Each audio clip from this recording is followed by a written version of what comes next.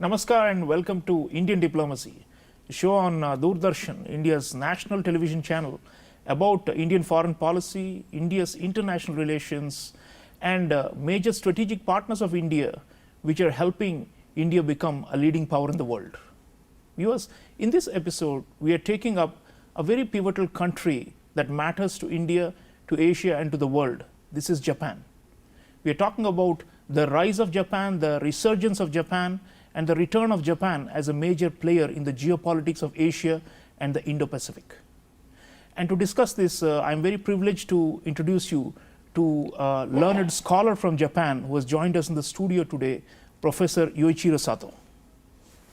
Professor Sato is a professor and dean at the College of Asia Pacific Studies at the Ritsumeikan Asia Pacific University in Oita, Japan, and is in India and engaging with the stakeholders here.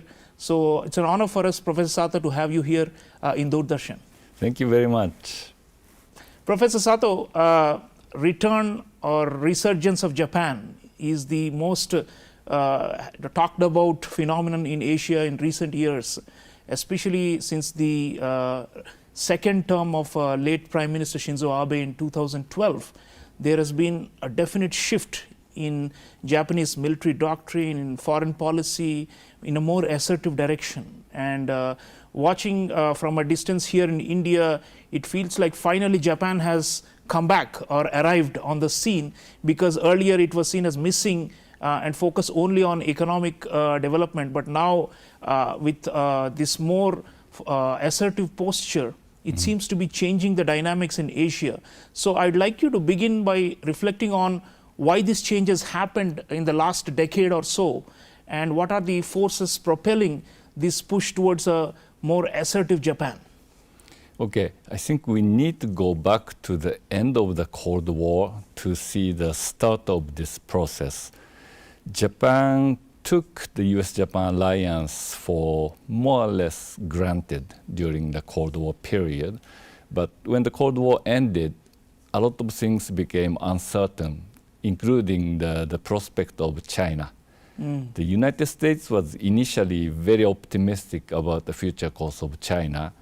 And in Japan, I think the opinions were somewhat polarized about the prospect of China. There were always conservative elements who thought that China is going to be the next threat, whereas others who were more optimistic thought that the economic interdependence will tame China. And I think the more pessimistic view turned out to be true, unfortunately.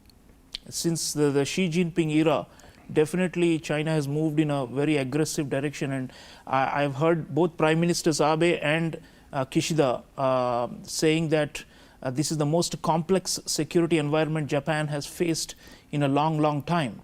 So I think they're basically obliquely referring to this China factor, which is a primary concern. And your military spending, Professor Sato, also has been hiked. And we have been watching very closely the goal of 2% of GDP.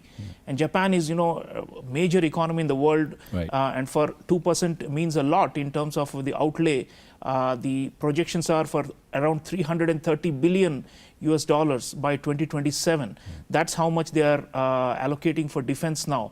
And counter-strike capabilities, missiles, and all these things which earlier, these Japanese self-defense forces were seen to be mostly defensive, but now it looks like they are in a position to be able to shape the regional security order with more capabilities. So please tell the audience about Japan rearming and rebuilding its military capabilities, which had been lying asleep for a long time. Right.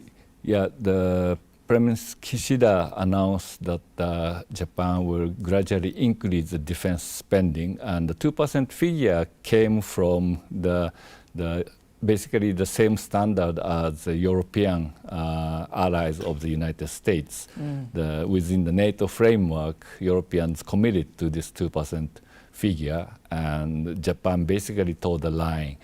But at the same time, we have to be careful to assess this the so-called doubling of the defense budget, because there will be a change in the kind of kind of accounting of the security-related budget. So currently, for example, Coast Guard budget, which has been increasing due to the growing threat around the disputed Senkaku Islands, has been increasing because of this threat.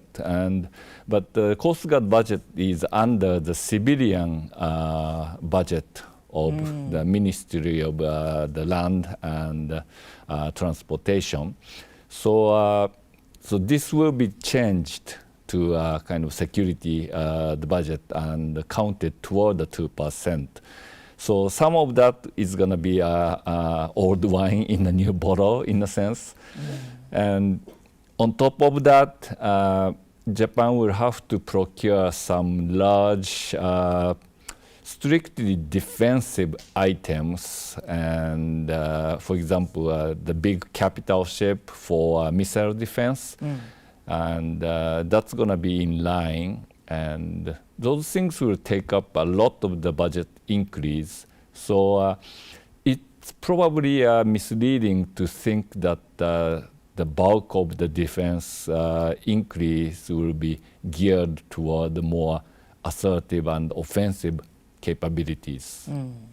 But still, the power projection, definitely, it goes without saying that a country with more military hardware and more advanced weaponry will be able to project power and in the region. And we often hear, Japanese leaders talking about how they want to secure the entire Indo-Pacific and to play a bigger role in supporting free and open Indo-Pacific and all that. So I think the so-called build-up, the military build-up, is intended to create that balance of power in the region, isn't it?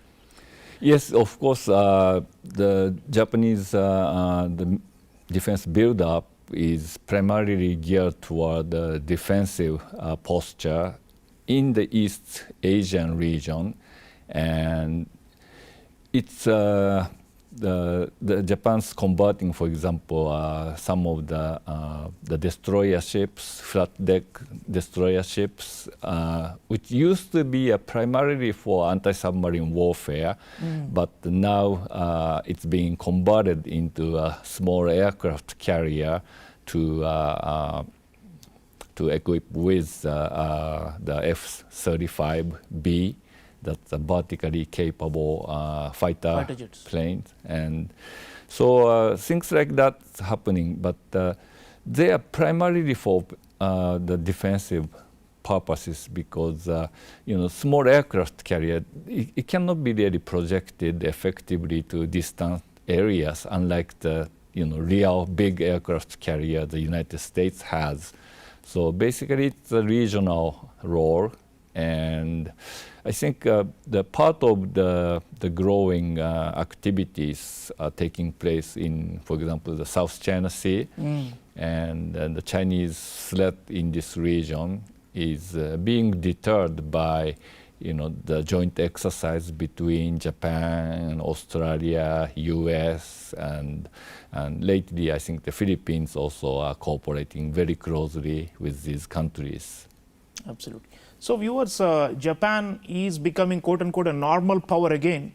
From being just an economic superpower, it's now also acquiring military might, and that is something seen as very positive by most of its allies and friendly countries in the region. But then what is the ultimate purpose? It is the free and open Indo-Pacific, and that is the goal. So we had Prime Minister Fumio Kishida of Japan here in New Delhi earlier in 2023 talking about his vision for the free and open Indo-Pacific, or FOIP. Let's catch a glimpse of what Prime Minister Kishida said. With the changing paradigm in international relations and in the current situation where there is no consensus on what should be the underlying perspective for the next era,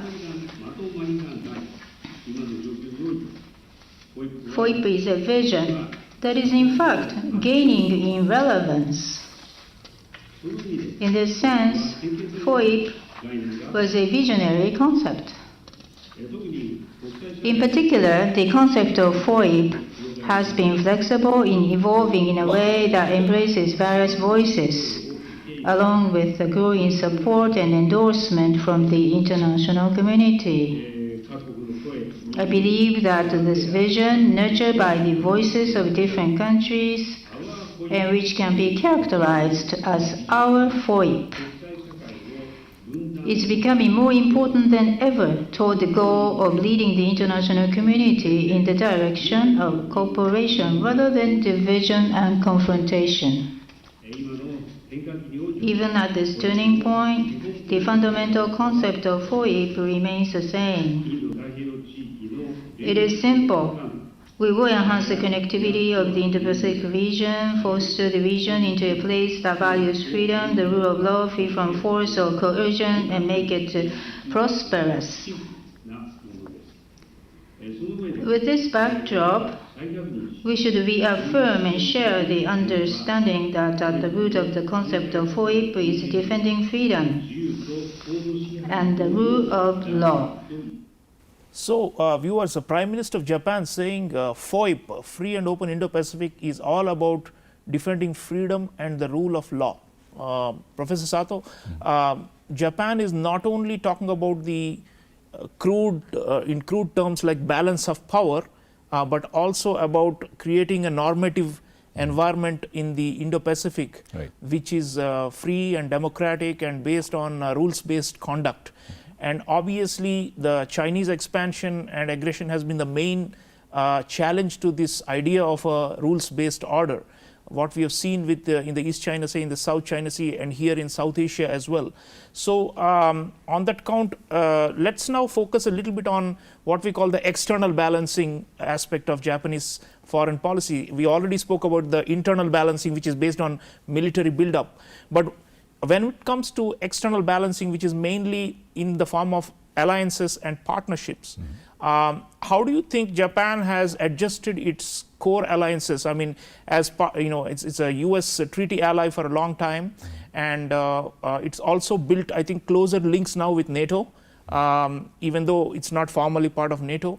So let's talk a bit about the alliances and then come to the strategic partnerships where India comes in. But let's start with Japan's formal alliances. And how has these alliances been upgraded in recent years and adjusted to meet this growing Chinese challenge? Yeah. Japan tried to feature the alliance in terms of domestic politics as American obligation to defend Japan, and try to minimize the aspect of Japanese contribution to U.S. security. And that is because of the previous government's interpretation of the Constitution, which basically took a position that the Constitution doesn't ban collective defense, but as a cabinet decision, Japan has been refraining from exercising the rights to collective defense. So from that perspective, the government has minimized what Japan can do for American security. But the post-Cold War environment is different. The U.S. needs Japan because of its geostrategic location, very important location. But at the same time, the change in weaponry is really making those frontline bases vulnerable to surprise attack, and Americans are shifting some of the defense assets back to Guam and Hawaii, and this is causing a dilemma for Japan in the sense that the credibility of the alliance to some feels being reduced. And because of that, Japan needs to demonstrate that its utility to the US-Japan alliance is getting a boost. And the constitutional reinterpretation has something to do with it. Japan can now, for example, engage in kind of combat missions in the event some of the US the vessels or aircraft coming to the rescue of Japan is attacked, then Japan can shoot back against the hostile states. So that kind of a reinterpretation has taken place. And Professor Sato, talking of this collective defense posture, now presumably if there is a war over Taiwan, Japan, the southern islands of Japan, Okinawa, they're very close to Taiwan. And so people are asking whether Japan will actually fight to defend Taiwan, and that's a very fundamental question. What is the state of the debate on this matter in Japan right now? There are some politicians within the ruling party also who are openly talking about the need for Japan to militarily engage if the conflict erupts. But the government's official position is to keep the present ambiguity on this very question.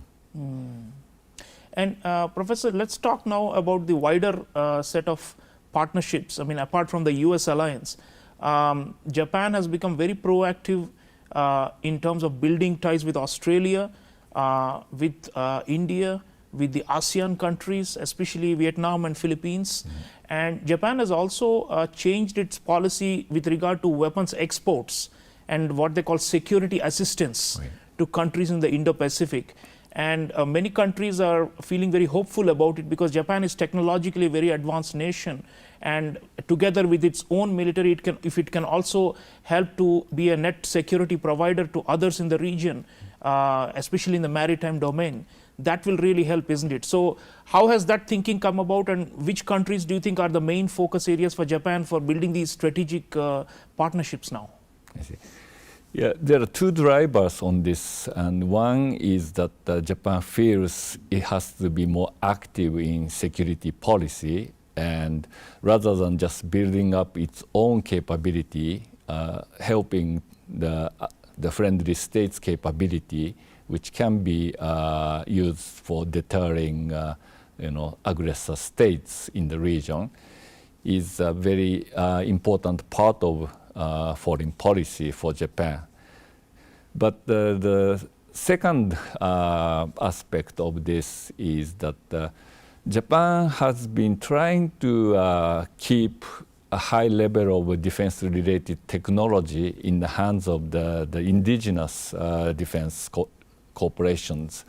And those companies, without the export market, the market is limited to the Japanese the self-defense force procurement, which is rather small.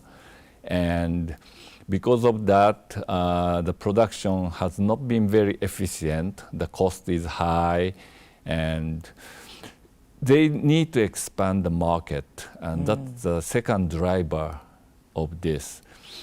And I think Japan will have a really difficult time because Japan is new to this the defense export area, and even the friendly allies are competitors in that sense, the US, France, and others. Right. So Japan wants to work on this. And recently there has been discussions with India and Vietnam and Indonesia and some other countries. But oftentimes the cost issue is a significant barrier against the Japanese prospective exporters. Yeah. But the fact that there's one more player is good news, because our vision of a multipolar Asia becomes stronger when Japan is playing an active role in defense of the region. Now, Professor Sato, let's focus a little bit on the other strategic partnerships and the regions, the sub-regions of the Indo-Pacific. Japan has always been a big development partner for the Pacific Island nations and for ASEAN countries and in South Asia. And these three sub-regions, which are critical for the Indo-Pacific, they seem to be places where we are getting more Japanese interest now and involvement. So that's seems like Japan, like I said, was missing in action, but is now come back there. And all these regions wanted Japan as a balancer to the Chinese presence and their domination, including in economic and infrastructure. So those areas, I think this is a big role that Japan can play, isn't it? Yeah, Japan has played a very important role for development of this broad region, South Asia, Southeast Asia, and the Pacific Island states as well. But when China came up with the Belt and Road Initiative, Japan was eclipsed by China in terms of the amount of money both countries were providing to the region. The Chinese money was simply huge in terms of the promises they made, although not all of the promises came true. So in that sense, I think we will see some narrowing of this the quantitative gap. But at the same time, Japan's trying to counter China by promoting the so-called quality assistance and Infrastructure, yeah, especially. Yeah, that's right. So in that sense, you might want to say Japan is back to the region. Point well taken. Viewers, now coming to India and the Indian Ocean, I have interesting comments by India's External Affairs Minister Dr. Subramaniam Jaishankar in the United States, talking about China's naval expansion into the Indian Ocean and how India is responding. Let's hear that and come back to the discussion. If one were to look at the last 20, 25 years, there's been a steady increase in the Chinese naval presence and activity in the Indian Ocean. But there's been a very sharp increase in the size of the Chinese Navy. So when you have a very much bigger Navy, that Navy is going to be obviously visible in terms of its deployment somewhere. I guess when you come out of the east coast of China, you either go into the Pacific or you turn westwards and come into the Indian Ocean. Now, in our own case, we have seen Chinese port activity, port building.